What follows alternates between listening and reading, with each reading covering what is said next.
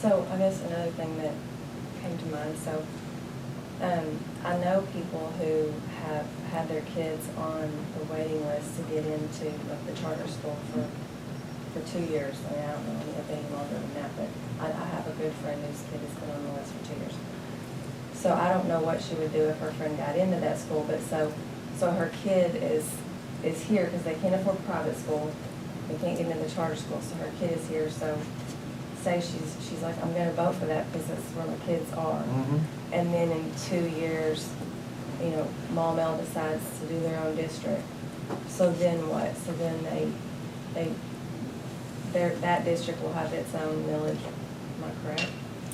So we would stop paying Pulaski County? Well, no, you're going to have to have your own millage, that's right. Right. But what I think you would have to do is have a millage at least comparable to what we're talking about in total to be able to operate.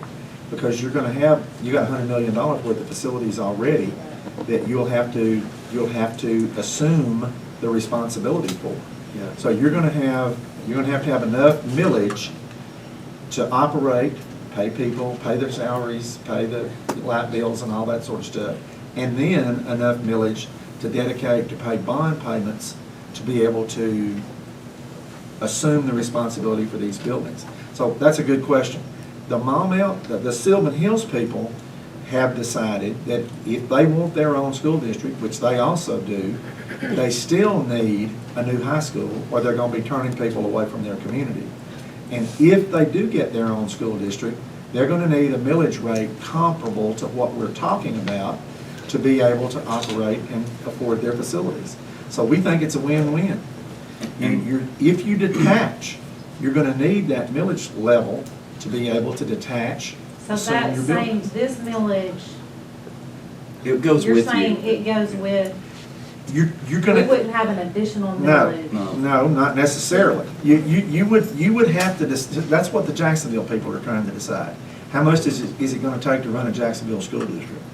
They're going to leave their millage at 40.7 for operation, and when they get stable, they're going to decide what it takes to build a new building or two, and they're going to ask for a millage increase. So what you would do, the detachment statute establishes the millage rate at the same millage that it is in the parent district. And if you choose to change it by adding to it, you can do that once you become your own district.